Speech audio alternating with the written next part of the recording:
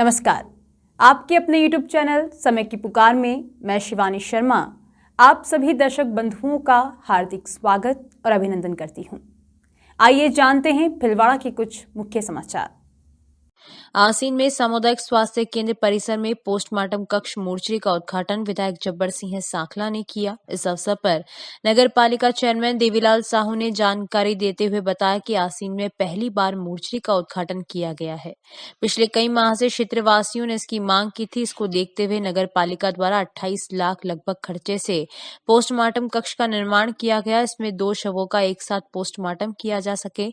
इसके साथ ही पूरे हॉल में सभी तरह की सुविधाएं उपलब्ध है। इस मौके पर विधायक सांखला ने कहा कि आसीन और बदनौर में पहली बार इस तरह की मोर्चरी का उद्घाटन किया गया है।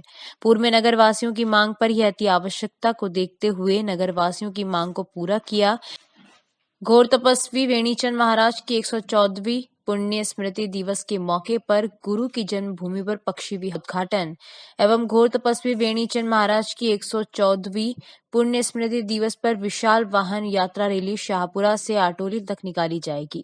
गुरु वेणी मोहन विहार समिति के मंत्री सौरभ बूलिया ने बताया कि 22 दिसंबर गुरुवार को श्रवण संघीय जैन संत रविंद्र मुनि महाराज व राम स्नेही संप्रदाय के संत निर्मल राम, संत राम विश्वास, संत ईश्वरराम के सानिध्य में मेवाड़ी केसरी प्रवर्तक मोहनलाल महाराज की जन्मभूमि आटोली में भव्य आयोजन होगा। आटोली में मेवाड़ केसरी के जन्मधरा में सभी वाहन यात्री भावना अप्रित करेंगे।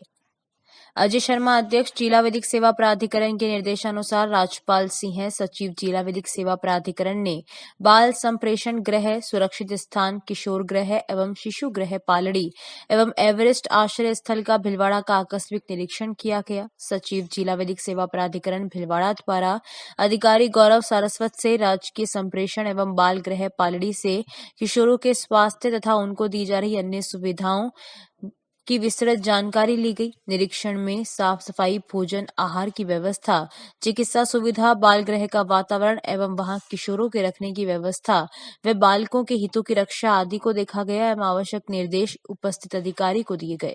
काउंसलर से किशोरों के समीक्षा एवं सुधार के बारे में पूछा गया एवं आवश्यक निर्देश दिए। इस क्रम में एवरेस्ट आश्रय स्थल का भी निरीक्षण किया गया। संचालक कल्पना जौहरी से आश्रय स्थल में बालकों को दी जा रही सुविधाओं के बारे में जानकारी ली एवं आवश्यक निर्देश दिए। Senior mister Rajasthan body building प्रतियोगिता जोधपुर में आयोजित हुई, जिसमें भीलवाड़ा के अकरम ने पदक जीते। बॉडी बिल्डिंग में 80 प्लस किलो वर्ग में सिल्वर मेडल और ओपन क्लासिक बॉडी बिल्डिंग में ओवरऑल सेकंड प्लस जीतकर भीलवाड़ा का नाम रोशन किया। वहीं अकरम ने बताया कि आने वाली नेशनल चैंपियनशिप में राजस्थान का प्रतिनिधित्व भी करेंगे। उधर भीलवाड़ा नगर विकास न्यास द्वारा जोनल प्लान की आड़ में भूमाफियाओं को फायदा पहुंचाने का बड़ा खुलासा हुआ है। किसानों की जमीनों का बिना मुआवजा दिए 100 और 120 फीट की सड़कें प्रस्तावित कर दी गई हैं, जिससे किसानों के साथ करोड़ों का खेल खेला जा रहा है। इस खेल का खुलासा हैदराबाद के एक कारोबारी ने करते हुए कहा कि वे इसे उच्च न्यायालय तक ले जाएंगे। उनका आरोप है कि यहाँ कोई सुनने वाला नहीं है। वे न्यास की कारगुजारी को लेकर मुख्यमंत्री व स्वायत्त शासन मंत्री से मिलेंगे। एक निजी होटल में मकराना के रहने वाले और हैदराबाद में कारोबारी मुरली मनोहर रांदेर ने कहा कि राज्य सरकार ने पहले 2035 तक मास्टर प्लान तैयार किया हुआ है, उसके आधार पर शहर का विकास किया जाना है। लेकिन नगर विकास न्यास भीलवाड़ा ने जोनल प्लान भी तैयार कर 500 ग्राम की आराजी 612/8, 616, 617, 818, 5007 जो 12 बीघा 2 बिस्वा भूमि मेरी है, इस जमीन से 2 भूमाफियाओं को फायदा पहुंचाने के लिए एक सड़क आरटीओ चौराहे से 200 फीट तक निकाली है, जबकि इन जमीनों के दोनों तरफ सड़कें पहले से ही है। रांदेड़ का आरोप है कि नगर विकास न्यास ने जोनल प्लान में यह शर्त रखती कि जिस जमीन से सड़क निकाली जाएगी उसका मुआवजा नहीं दिया जाएगा। न्यास के इस प्रस्ताव के चलते सड़क में मेरी 2 बीघा से अधिक जमीन जा रही है, जिससे करोड़ों का नुकसान होता है। इस संबंध में उन्होंने न्यास को नोटिस भी दिए हैं, लेकिन उनका जवाब उन्हें नहीं मिल पाया है। उन्होंने कहा कि न्यास से जोनल प्लान के बारे में आरटीआई के जरिए 12 अक्टूबर 2022 को जानकारी मांगी गई, लेकिन कई चक्कर देने के बावजूद उन्हें कोई जानकारी नहीं दी गई। इसके चलते उन्होंने जिला कलेक्टर के पास पहली अपील की है। उनका आरोप है कि न्यास में कोई सुनने वाला नहीं है, ऐसे में उन्हें अपील करने के लिए मजबूर होना पड़ा। पिछले 5 दिनों से वे न्यास के चक्कर लगा रहे हैं, लेकिन कोई जवाब देने वाला नहीं मिला। रांदेड़ का आरोप है कि जोनल प्लान में जो सड़क प्रस्तावित की गई, इस सड़क पर न तो कोई अस्पताल है, न कोई कॉलेज है और न ही कोई महत्वपूर्ण विभाग या उद्योग जिसके लिए सड़क बनाने की आवश्यकता है। 10,000 की आबादी वाला मंगलपुरा गांव है जो पहले ही सड़क से जुड़ा है। ऐसे में दो भूमाफियाओं को बड़ा फायदा पहुंचाने के लिए यह सड़क प्रस्तावित की गई है। हैदराबाद के कारोबारी का कहना है कि जोनल प्लान में खेले गए खेल का खुलासा करने के लिए वे मुख्यमंत्री और स्वायत्त शासन मंत्री से जयपुर जाकर मिलेंगे और किस तरह किसानों के साथ करोड़ों का धोखा कर भूमाफियाओं को फायदा पहुंचाने का खेल खेला जा रहा है, इसको सामने लाएंगे। अगर वहां भी सुनवाई नहीं होती तो फिर वे उच्च न्यायालय का सहारा लेंगे। वहीं रांदेर ने नगर विकास, न्यास और भूमाफियाओं में गठजोड़ के आरोप लगाते हुए कहा कि जोनल प्लान 5 हिस्सों में बांटा गया है, जिसमें कई ऐसी सड़कें हैं जो बिना मुआवजे के बनाई जाएंगी। इनमें से कई सड़कों की तो आवश्यकता ही नहीं है। यह सिर्फ भूमाफियाओं को फायदा पहुंचाने का खेल है। उन्होंने कहा कि पिछले 2 माह में उन्होंने न्यास अध्यक्ष, सचिव व पटवारी तक को इस मामले में नोटिस दिए, लेकिन किसी ने भी जवाब देना उचित नहीं समझा। उन्होंने कहा कि न्यास में कोई सुनने वाला नहीं है, कोई जवाब नहीं देता। ऐसे में उन्हें कानूनी कार्रवाई के लिए मजबूर होना पड़ रहा है। मुख्यमंत्री और मंत्री से मिलने के बाद कोई हल नहीं निकलता है तो वे जनवरी माह के पहले सप्ताह में हाईकोर्ट में जनहित याचिका के साथ ही एक अन्य वाद भी दर्ज कराएंगे, जिसमें जोनल प्लान तैयार करने वाले अधिकारियों को शामिल करेंगे। राज्य सरकार का स्पष्ट मार्गदर्शन है कि क्षेत्र से गुजरने वाली हाई टेंशन लाइट को आधार मानकर निर्धारित मापदंड के अनुसार ही सड़क प्रस्तावित की जानी चाहिए थी, लेकिन ऐसा नहीं किया गया है। यही नहीं, भूमाफियाओं को फायदा पहुंचाने के लिए सड़कों को इधर उधर घुमाया गया है। मेरा नाम मुरली मनोहर रांदड़ है। मेरी 5 साल गांव में 12 बीघा 2 बिस्वा जमीन में 1/3 हिस्सा 4 बीघा कुछ बिस्वा है, 2-3 बिस्वा जमीन है।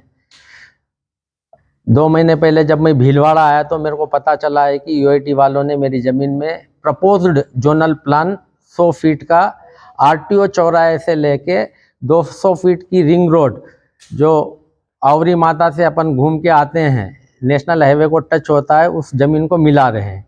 जबकि उस जोनल प्लान के दोनों साइड, इधर साइड 120 फीट की 2 हेस्टी लाइन चल रही है, जिसके नीचे 100 फीट की सड़कें निकल के पट्टे मकान भी बन गए हैं आरटीओ रोड से जो आते हैं।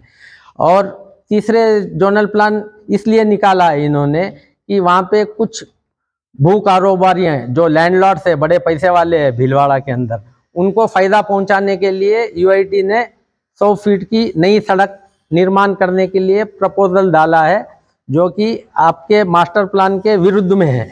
ना तो वहाँ पे गवर्नमेंट की कोई लैंड है, ना कोई बहुत बड़ा गवर्नमेंट का कुछ इंस्टीट्यूट खुलने वाला है, कलेक्टर ऑफिस वगैरह ऐसा कुछ भी नहीं है। सब प्राइवेट लोगों की ज़मीन है। केवल प्राइवेट पार्टीज़ को बेनिफिट पहुँचाने के लिए टैक्स पेयर का हार्ड अर्न मनी यूआईटी खर्च कर रही है।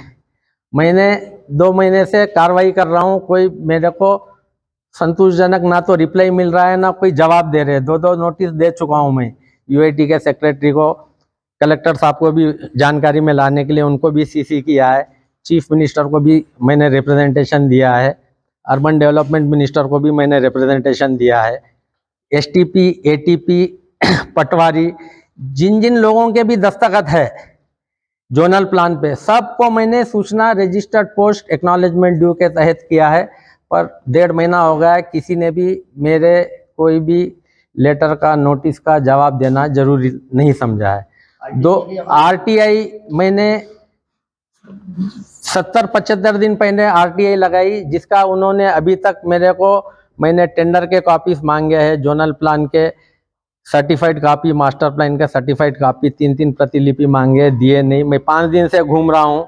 एक सज्जन आदमी मिले मुझे, वो मेरे को 2 दिन से मेरी पीड़ा समझ के और 1-2 दिन रुकने के लिए कहा है, ताकि मैं कुछ आगे, अगर ये लोग अधिकारी लोग कुछ इस पे एक्शन नहीं लेते हैं तो मैं सीएम साहब से मिलूँगा, जयपुर जाके प्रिंसिपल सेक्रेटरी से मिलूँगा, और जो भी धांधली चल रही है यूआईटी के अंदर उस। बढ़ते हैं अगली खबर की ओर। भगवान जिसका हाथ पकड़ लेते हैं उसे छोड़ेंगे नहीं।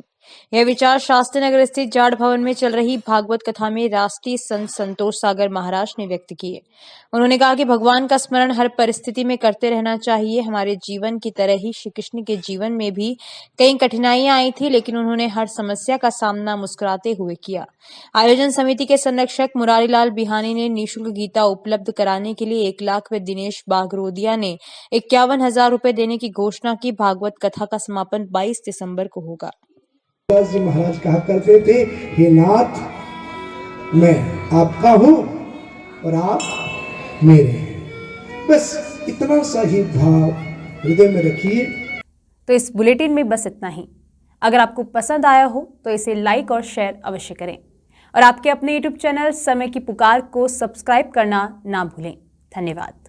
जय हिंद, जय भारत।